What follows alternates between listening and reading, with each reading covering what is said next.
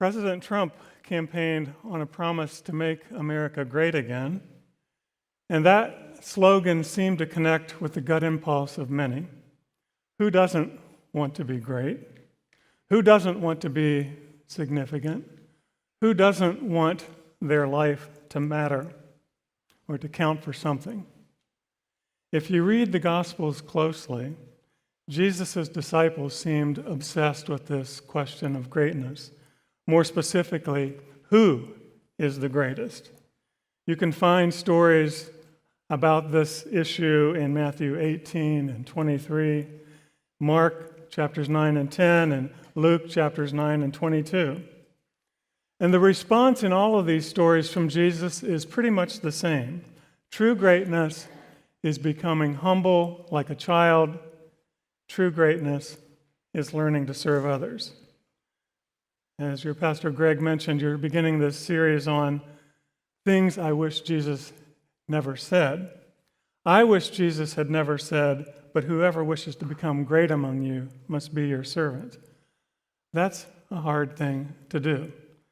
At our Center for Justice and Peacebuilding, we have a sign above the kitchen sink that reads, "Everybody wants a revolution, nobody wants to do the dishes." Indeed, all of us want to do things that seem important. James and John were fishermen from the village of Capernaum, the same village that was home for Peter and Andrew and Matthew. One day they approach Jesus and entreat, "Say yes to our question." Parents sometimes get requests like that from their children. Say yes first, and then we'll tell you what we're asking. And what was it that James and John wanted? They wanted to have the seats of honor beside Jesus. They still didn't understand what Jesus was up to, but it had something to do with a kingdom, and so they wanted to be sure to have the positions of power and prestige. Now, some scholars think that James and John, the sons of Zebedee, were from a prominent family, and we know that they were also members of Jesus' inner circle. So why wouldn't they be logical choices for high cabinet posts in Jesus' administration? Indeed, it still works that way. The closest campaign advisors often end up with the key positions in a new administration. But Jesus tells James and John that they don't understand what they're asking. They are still imagining this kingdom to be about political power in the traditional sense, where those at the top are the most privileged. And so Jesus asked them a simple question: are you able to drink the cup that I drink and to be baptized with the baptism with which I am baptized? Now, this expression, to drink the cup that I drink, was a Jewish way of saying, are you able to share another's fate or experience, life experience? So Jesus was basically asking them whether they were ready to share in the suffering that he was about to experience. Were they prepared to lead a life of humble service to others? But the rest of the disciples didn't seem to get the point either. And instead they became angry with James and John. Perhaps they were angry at their arrogance and audacity, or perhaps they were angry because James and John had beat them to the punchline. James and John had made the same request that they wanted to ask Jesus. Whatever the case, Jesus didn't criticize or condemn his disciples for wanting to be great. He simply told them that they were going about it in the wrong way. You know that among the Gentiles, those whom they recognize as their rulers lord it over them, and their great ones are tyrants over them. The world still recognizes greatness this way. Great people are the ones with power to make things happen. Great people are the ones who lead countries and armies and large corporations. But it is not so among you, said Jesus, but whoever wishes to become great among you must be your servant, and whoever wishes to be first among you must be slave of all. In his sermon, The Drum Major Instinct, Dr. Martin Luther King Jr. commented on this text from Mark 10. Dr. King said, "And so Jesus gave us a new norm of greatness. If you want to be important, wonderful. If you want to be recognized, wonderful. If you want to be great, wonderful. But recognize that he who is the greatest among you shall be your servant." That's a new definition of greatness. End of quote. Harriet Beecher Stowe once said, "To be really great in little things, to be truly noble and heroic in the insipid details of everyday life, is a virtue so rare as to be worthy of canonization." During Lent this year, I'm writing a letter to President Trump each day, inviting him to reflect on what it would look like to make America truly great. Now, Mr. Trump is by nature a builder, and so I have been trying in the letters to appeal to that impulse. So on Thursday this week, I wrote, "In your speech before a joint session of Congress on Tuesday evening, you called for a gigantic building program, new roads, bridges, tunnels, airports, and railways, and a great wall along our southern border. You also called for rebuilding the nation's healthcare and educational systems. But it's difficult to build when a nation is divided. You have much experience in building, Mr. President. You know well the importance of a good foundation. The foundation that this nation needs requires healing of profound rifts and justice that addresses historical harms. I sense that you are eager to build, so begin by building bridges between Republicans and Democrats. Begin by building trust where it has been destroyed." And I'm sending these daily letters to some of the president's closest spiritual advisors as well.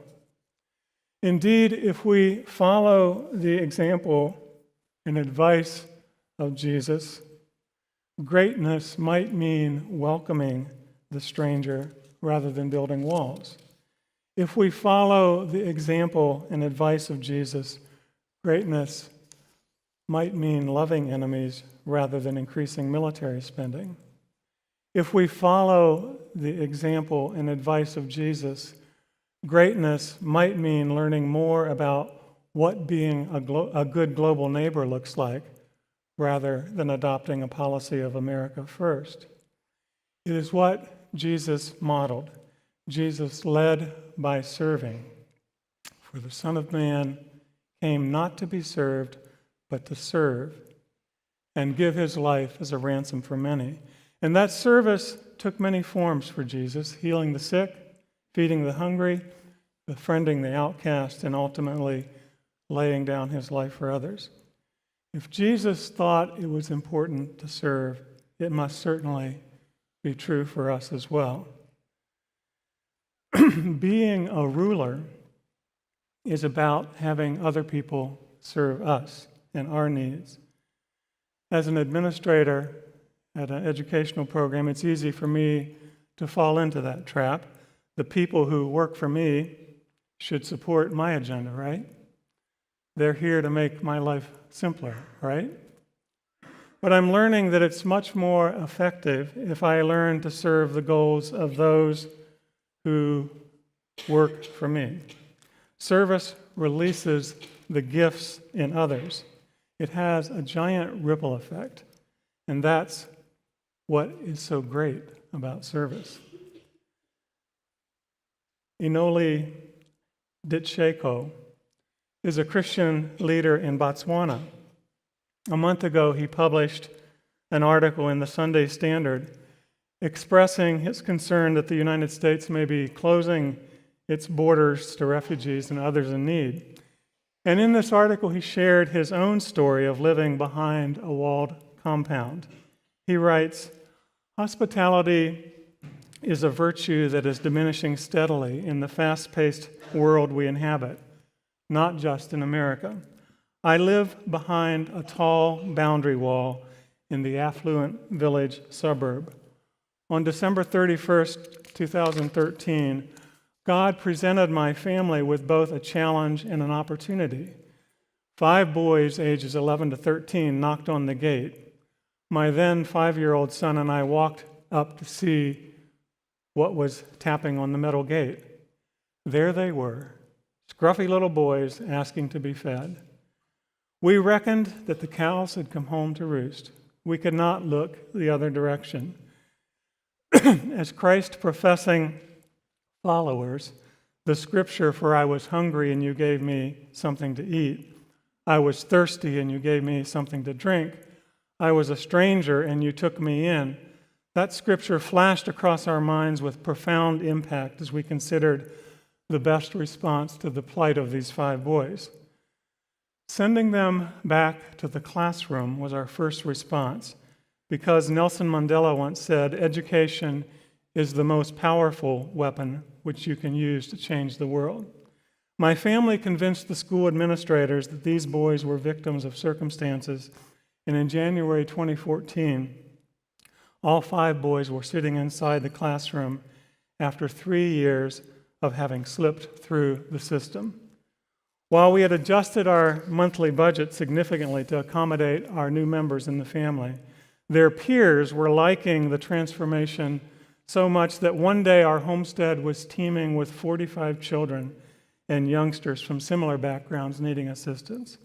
They formed a choir and sang their hearts out to the Lord, and when suddenly their love for music gave them the courage to ask to play instruments, which we had none of at the time, we sent word to our friends and flew to Canada and the United States to collect gently used instruments for an orchestra ensemble.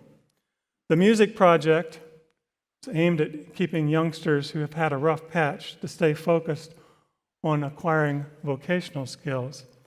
And it was founded on the backs of the initial 5 deprived boys who came to our doorstep asking for a simple gesture of food.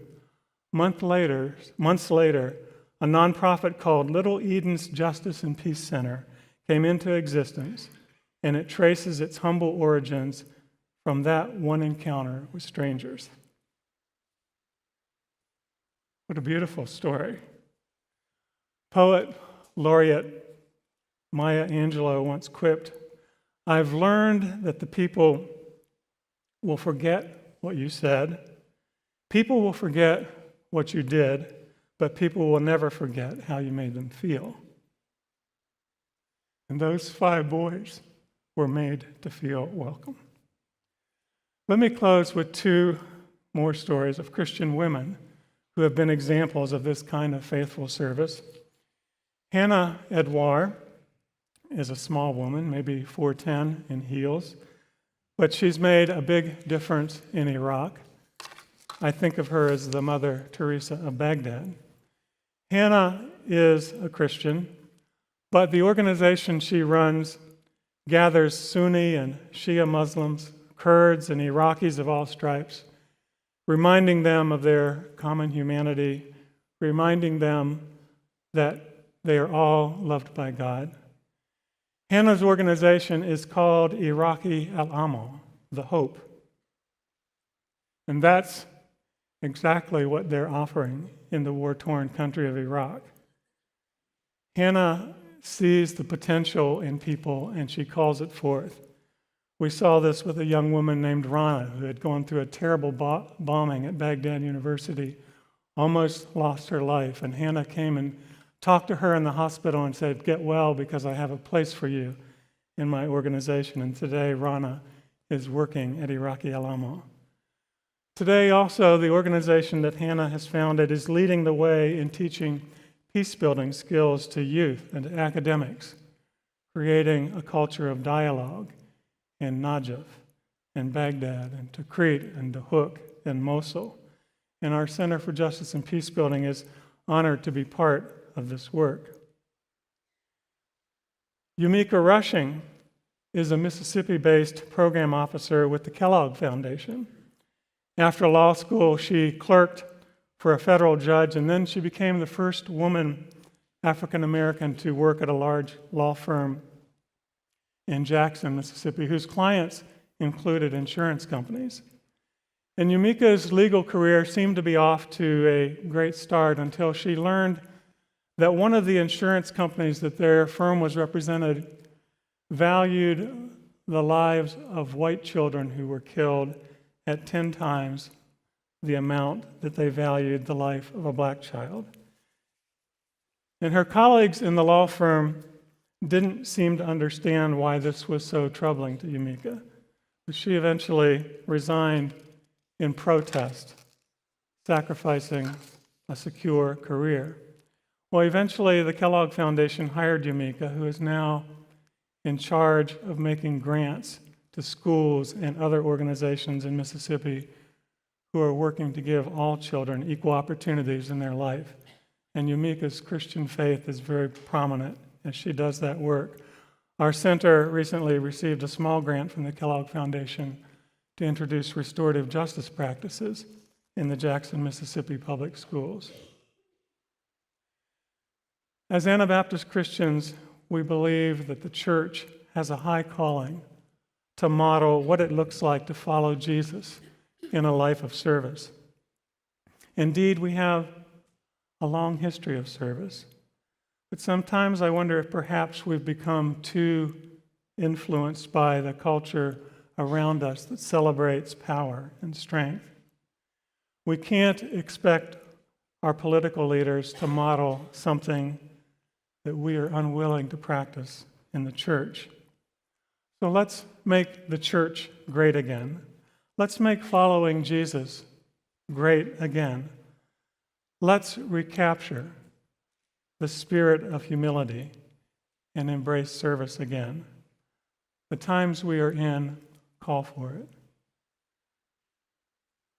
Mother Teresa once said, "Don't look for big things. Just do small things with great love." Amen.